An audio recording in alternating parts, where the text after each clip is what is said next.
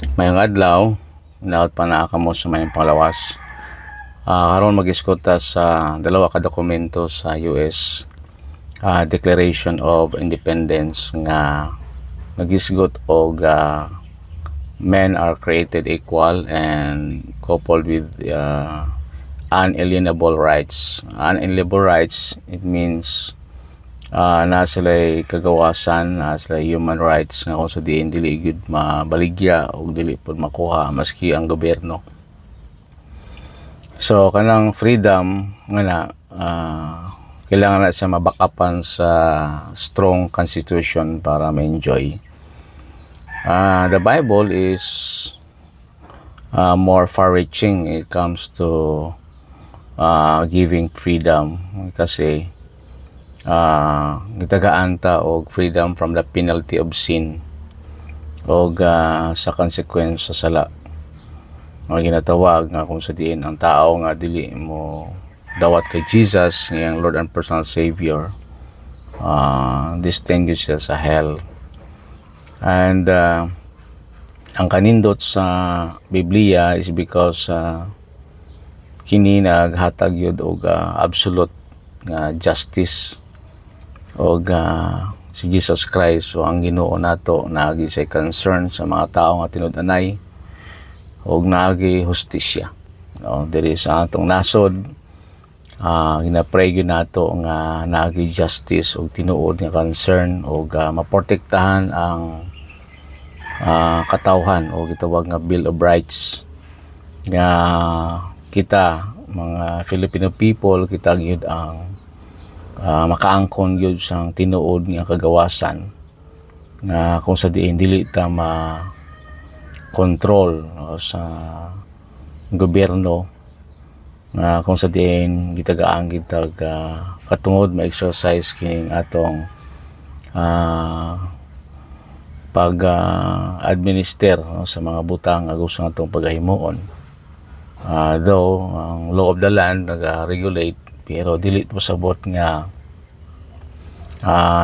na abuse of power. So sa Biblia nindot kayo kay makita nato diha sa pulong sa Dios nga ingon ni Peter nga we are a holy nation. Ang tinuod nga freedom kung atong gyud ma-exercise ang pagsunod sa pulong sa Dios kay ang Bible gyud ang naistro nga constitution. Ang pulong sa Ginoo mabitaw ingon ni Peter nga kita nga mga kahayag, kita nga mga peculiar people, kita mag-proclaim sa ebanghelyo o sa iyang mga pulong to this changing world nga kung sa diin puno sa kakingit-ngit.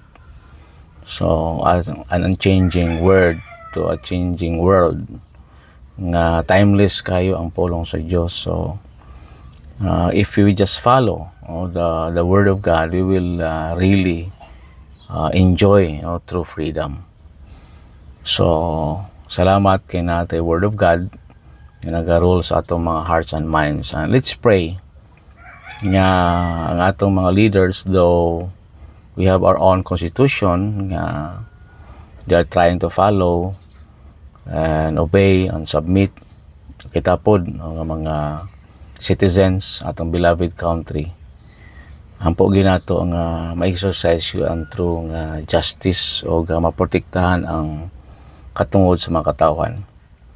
Sa spiritual naman nga atong katungdanan nga isip mga anak sa Dios, ipakita gyud nato nga kita mga citizens of heaven gyud, and we know that the God of this world, small liturgy, siya ga-influence sa atong mga lideres o sa matang individual nga matempt sa pagpakasala o makabuhat sa mga di maayo nga mga buluhaton like corruption nga nagsugod sa condition of the heart because of the sin nga nakasadiin naging greedy and become dishonest person. So we pray nga kita nga anak sa Dios dili na may tabo kanato.